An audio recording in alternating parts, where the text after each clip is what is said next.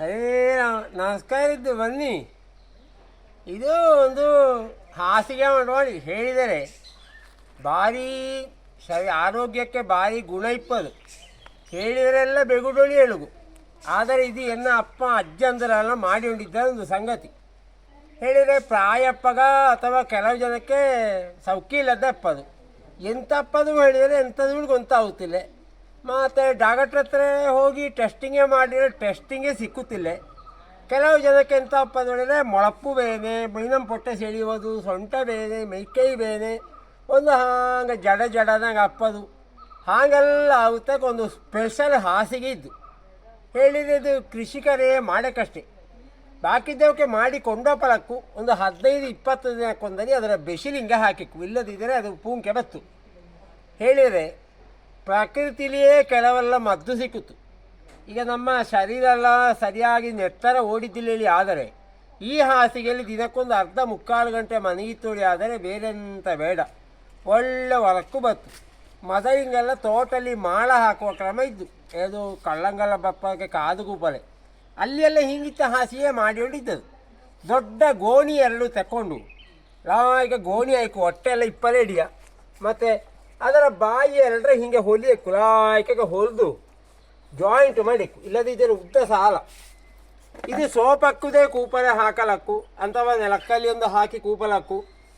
ಇದೆಲ್ಲ ಆಯ್ಕೆಗೆ ಹೀಗೆ ಹೊಲಿದು ಈಗ 2 ಗೋಣಿಯ ಹೊಲಿದಾತಿದ. ಮತ್ತು ಇದು ನಮ್ಮ ಒಳ್ಳೆ ಮೆಣಸಿನ ಕರೆ. ಲಾಯ್ಕೆಗೆ ಮೆಟ್ಟಿ ಧೂಳೆಲ್ಲ ಆದಷ್ಟು ತೆಗೆದಾಯಿದು, ಇನ್ನು ತೆಗೆದಷ್ಟು ಇನ್ನೊಂದು ಧೂಳು ಬಕ್ಕ ಅದರಲ್ಲಿ. ಹೇಳಿದರೆ ಇದರ ಮೇಗಂಗೆ ಇನ್ನೊಂದು ವಸ್ತ್ರ ಹಾಕಲಿದ್ದ ಅಂಬಗ ಧೂಳು ಬತ್ತಿಲ್ಲ.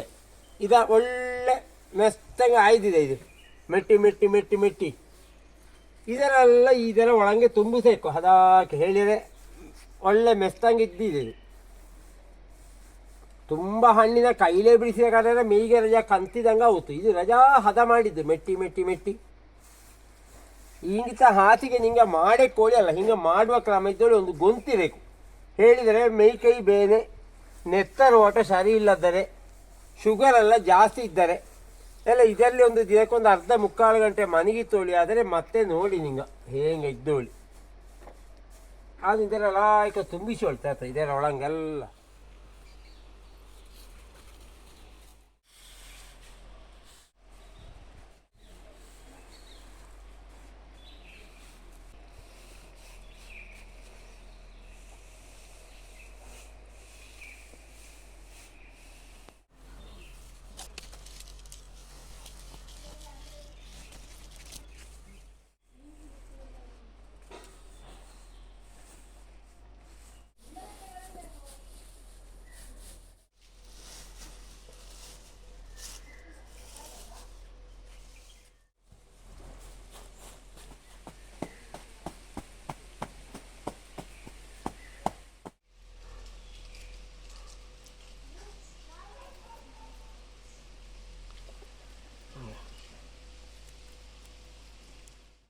ಹಿಂಗೆ ಹೊಲಿದು ಮತ್ತೆ ಉಲ್ಟ ಹಾಕೋ, ಉಲ್ಟ ಆಚೆ ಲಾಯ್ಕ ಚಡಿ ಇಲ್ಲದಂಗೆ ಇದ್ದು, ಈ ಹೊಡೆ ಚಡಿ ಕಾಂಗು ಅದರ ಉಲ್ಟ ಹಾಕಿಕೊಂಡ್ರೆ ಆಯ್ತು.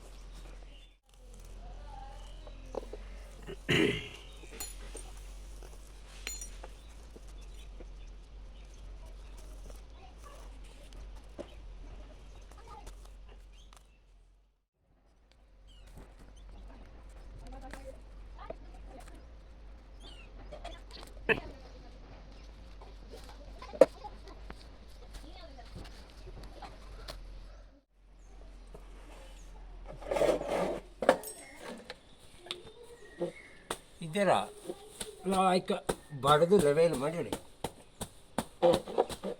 ಒಂದೇ ಲೆವೆಲಿಂಗೆ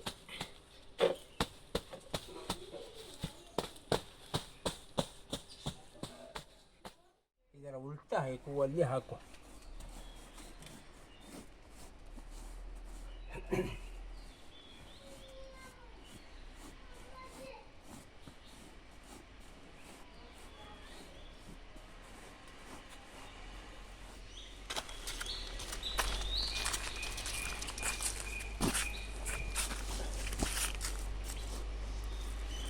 ಉಲ್ಟ ಹಾಕಿಲ್ಲ, ಇದು ಇಲ್ಲಿ ಚೆಡಿ ಕಚ್ಚು ಆ ಚೊಡೆಗೆ ಹಾಗೆ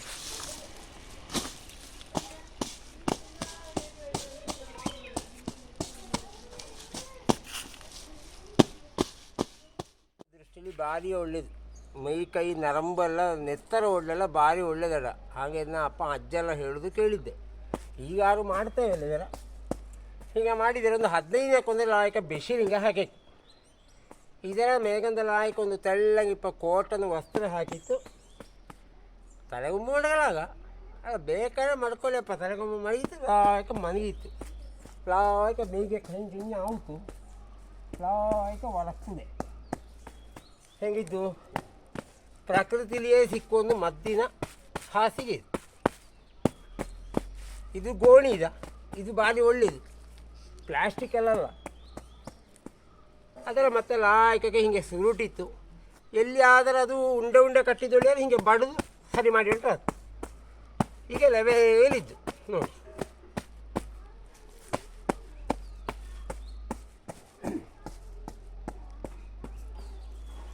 ಒಳ್ಳೆ ಹಾಸಿಗೆ. ಹಾಂ ನೋಡಿ ಸುರುಟು ಸಿದ್ದೇಶಂಗೆ ಮನೆಗೆಲ್ಲ ಹೇಳುವ ಈಗ ನೋಡ.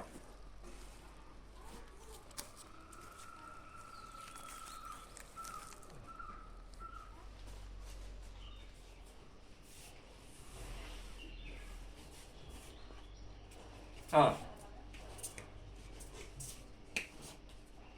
ಸಿದ್ದೇಶ ನೋಡಿ ಇದರಲ್ಲಿ ಮನೆಗೆ ನೋಡಿ ಹೆಂಗಾಗುತ್ತಲ್ಲಿ.